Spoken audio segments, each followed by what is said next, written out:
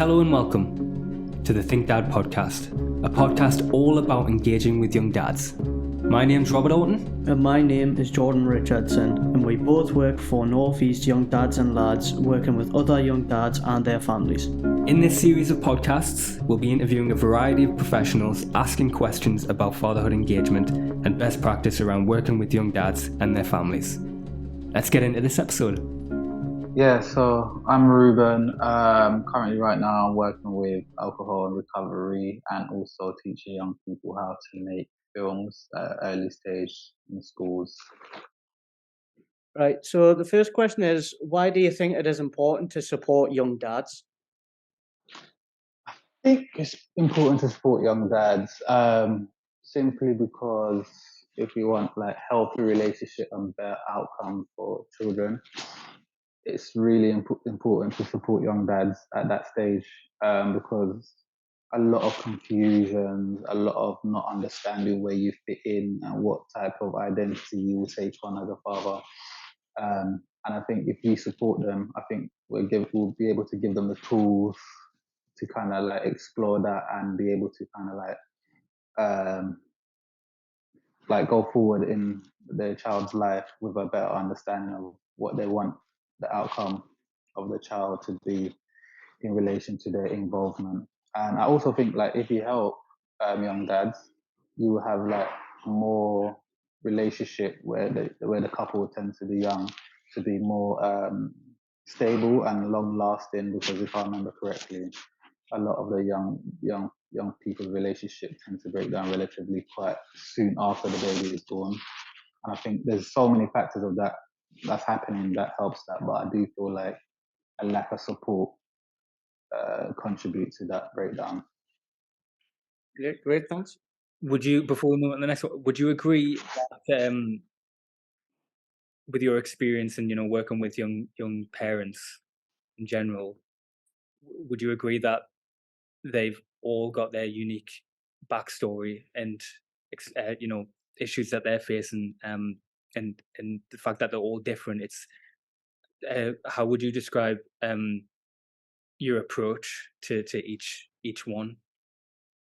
Yeah, I think everyone has their own unique backstory and things that they need to resolve. However, I feel like there should be like a baseline interaction and engagement with dads. And I think that baseline should be able to capture a wider net of dads. Like if you think about it, if you are able to engage with dads from the earliest time possible, regardless of them being young or old, it just gives you a better understanding of, okay, who's involved in the child's life, how can we support both of those individuals, whether it be the mom or the dad.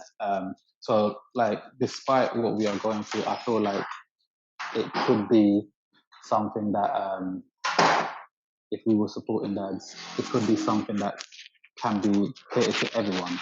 So no matter what someone's going through, whatever this toolkit or whatever toolkit can be made to be something that will support all dad across the board. Or I would hope it's designed in a way to support all dad across the board. And I think so. Yeah, the problems that you have shouldn't be so much of a barrier, I don't think. From my experience, like the fundamentals of like supporting dads quite universal. Yeah, and I think that's what one of the main things about the toolkit is raising awareness for that engagement at a base level, like you said, so that it's universal. Yeah. What could good support look like for young dads? Okay, so I've had many opportunities to think about this, and I think a good support and engagement for young dads would be fundamental. Okay, so for the earliest possible time, getting the dad's contact details, the earliest possible time. That I think that should be encouraged and worked on as much as possible. Making sure you understand that, like, rightly so, we are supporting our mother because she's bearing the child. There's also an element of supporting the dad because, like I said before, confusion. In many cases, this might be the first time a young person's having a child, and if it's not, you still haven't kind of grown into the idea of what a dad is in relation to the society, you know, because there's so much beliefs and expectation of you. And if you take on those expectations while being young, and you start realizing it's really hard to maintain or reach those, especially because you're young and things of that nature. So first and foremost, get dad's contact detail at the earliest stage possible. Then start catering the dad support for the dads within that community. So, for example, in the case of London, London's very big. However, we are very well connected. We can reach and travel to places like that. So, and we are blessed to have a lot of opportunities and things happening in and around things like that. So, if you was in London in the case, you may be able to identify. Okay, hi new dad, hi new young dad. Here are a few dad groups within your area. If it isn't in your area, it's in these areas and the closest stations, buses are there, etc. If that's not possible, you can potentially look on use new technologies to your advantage. So things like Zoom, maybe if dads are into gaming or Twitch, maybe you can do like a dad game night where they come and play games as opposed to just having a coffee or something. You know, like if that is a new technology, this is a new way of engaging. Let's bring that into kind of like the space where we want dads to be, you know, go to those places that we want them to be in. Second to that, allow dads to kind of shape that environment where they want to be in. So give them scope to shape it. So maybe, for example, if it's a dad support group and it's something that works, if it's not a 9 to 5 because some dads are working, etc., like that, maybe it might be have to be a 7 to 8. If it can't be a 7 to 8, maybe it might have to be a weekends where most dads have their kids if you want them to bring their kids if they're not with their partner and things like that. So allow them to shape it, give them the opportunity to do that, and yeah, identify what's in the area, get their contact number as soon as possible, and use new innovation, technology to kind of like engage with the dads. Because sometimes for dads, going somewhere might be intimidating.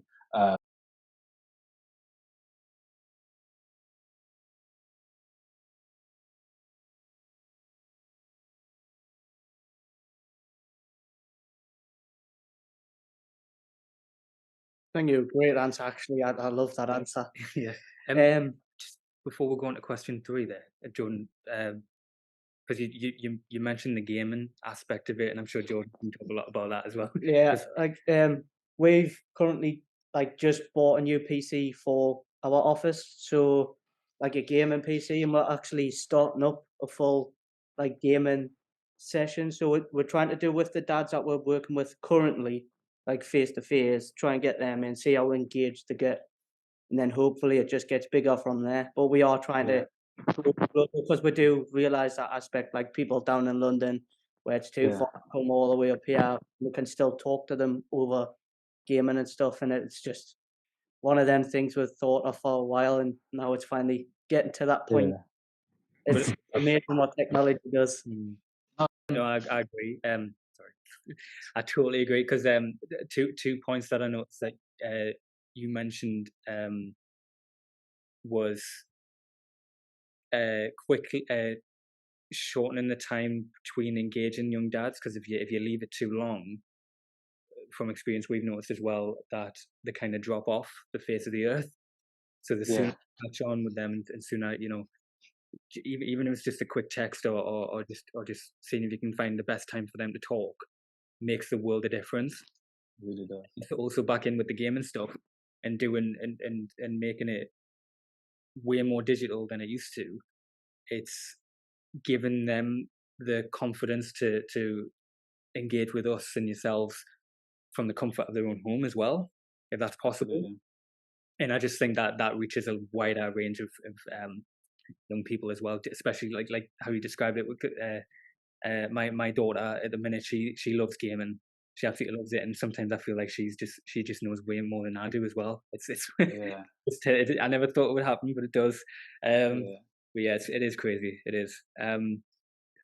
Yeah, so we'll go on to the third question now, and it's in your work, what challenges do you face in engaging, supporting, or including young dads? Um, one of the challenges that I think comes up quite often is the relationships dads have with their mother of their child. So if we put on an event, the idea is we're gonna put on an event. We used to do like dad's outings like once a month. So we went to the fire station, went to the National History Museum, went to the Transport Museum, went swimming. So basically, every month we were trying to put on activities, and it's so hard. Like trying to oh, this week I don't have my kids, and then we're like, okay, cool. So it's always trying to. I always try to make it available for everyone in terms of their time schedule with their children and things of that nature. So that was quite difficult, like trying to schedule at least those outings with the kids, because we wanted everyone to kind of like bring their kids together and thingy. What else did it thingy? So yeah, like I said, relationship with a mum. Like if the relationship breakdown happens, I tend to see that like a lot of dads don't quite. I try to still encourage them, because like obviously once your kids build bonds with so on, so let's say Kevin's dad, like all my friends kids know me as Thierry's dad and all of this kind of thing. Um, so if I don't come or my son don't come, because I've been so familiar with all the kids and their dads so much, like it's still a place where I could come. Like, and we've encouraged dads to come. Like, listen, we understand you're going through things, but we're here. Let's come and talk anyway, even if you can't bring your son. Like my son sees you as an extended family, so you have a place. You know, we need the extra eyes anyway and hands, because these kids love running around and things of that nature. So we need that extra kind of like body as well anyway. But yeah, so if that relationship is broken down and they may not have access to their children, I feel like I do sense a lot of like confusion and like, why am I here? What am I doing? And all of this kind of thing. So we get that happening. Um, in London, it's weird. Engaging with dads, it starts off slow. It starts off slow, but you have to be persistent. So to be fair, I think our engagement level was a bit more easier, simply because London is so big and wide and so diverse and so many things to do. And I remember when we did the outings, like we had people so blown away to see like so many young dads with their kids. It was just, and people just, you can hear them talking. I'm like, oh my god! And like, we just see a bunch of dads with their kids, and people would, like, we get on the train, and one half of the carriage, everyone just stood up because all the kids wanted to sit down, and I felt like, and people was coming up to us. It was coming up to us like, oh my god, my son's got a child, and he'll be so interested for him to come to this. So we wasn't the engagement wasn't it could be sustained for us in terms of, I just feel like London is just more, there's more to do. He was more visible. Um, but when it did dip, it tended to dip because of those scenarios of just like the relationship breakdown with the mum. Um, but yeah, like I said, London's big, so we met at the centre. No matter if you're from North London, East London, South London, whatever. And especially in the early stages where everyone's child is relatively young, we was trying to find like what do you do with your child? Like obviously you take them to the park the first few years, not first couple of times, and you're like, okay, I want to do more. And if you don't have friends who have babies in and around the same age, or children at the same age, it became quite like isolating, and all of those kind of things. So we we was lucky enough to have people who kind of was eager to kind of like find other dads and do things, do activities, that kind of thing. So our engagement it wasn't it was relatively good. It was relatively good, to be fair. Those are the only thing I can think of that was quite difficult. It well, it depends what you consider good. I think getting like 10 young dads together, a group of them like consistently was really good. You know, actually tell her like, no, what okay, engagement, that was kind of thing. the dad's trying to find something to do in terms of work, that took a lot of them away from us in terms of engagement, because they're trying to just look after their family and their kids and things of that nature. So a lot of them were taken away because of something like that. Yeah, I think we can both agree with if the mother and the father aren't together, that relationship breakdown is a thing. It can make it a bit more difficult. Even on a level of, like, say you're engaging with a young dad, and this particular young person has, you know that they're having their child on this specific day, and you're trying to organize it around 10 different fathers who are in the same boat, for example, and it's trying to get those days matching and things like that. But then there's so many, like, uncertainties as well from the other half, I guess, where they could just come out and say, well, they could move, or you're not doing that, or there might be other things come up, and that alone can make it a million times more difficult, in my opinion, to organize anything if especially if the line of communication isn't open between them. But yeah, also London. What, I've only been once, but I can see that there is loads to do. There's absolutely loads to do, and the transport, especially the public transport, it's just everywhere. It's just literally, so you can get anywhere and everywhere. It's so accessible. It's unbelievable. That's really good, actually. So yeah. So one of the final question, actually, final question. What are your 3 top tips for other organizations who want to better support young dads? Okay, so I would say, like I said previously before, try and make contact with that dad at an early stage. And I think the best way to do that is mums will make contact with services, right? So if you can engage with the services, tell them that services, we want you guys to make contact with dads a priority, and then you can then use that to say, dads, there's moments and times where services need to focus on a mum, but there's someone here for you, and this is what we deliver. This is what we're offering. If this sounds like something you want to be interested in, by all means, here, take the leaflet, take the flyer, take our website, whatever it may be, and contact them like that. So, because mothers need to go to services, relay the information to the mom, and if services. So, if I remember correctly, I think every single one of the dads that I know did go to the scan that I know of.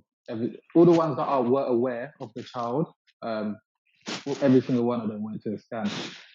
However, not all of them went to sign the birth certificate. So maybe, like, even in the scan stage where the baby's getting scanned and things of that stage, like as early as that, like, okay, things of that nature. So yeah, so engage with services that come in contact with mums at early stage. Have, I think, the monthly outings or something, like I feel dads, or at least the dads that I came in contact with, really, a lot of us was kind of like bored of, like, just taking the kids to the park and doing it by ourselves and things of that nature. So if we can build that community of, like, hey, this is really nice seeing your kids play with other children, and then you can sit back and talk to the dads about whatever it may be and things of that nature. So if we can build that sense of community, I think everything can run through that. So talk to the services that engage with mum at early stage. Build a sense of community. What else should I say? So it's that consistency, isn't it? Yeah. Keeping engaged.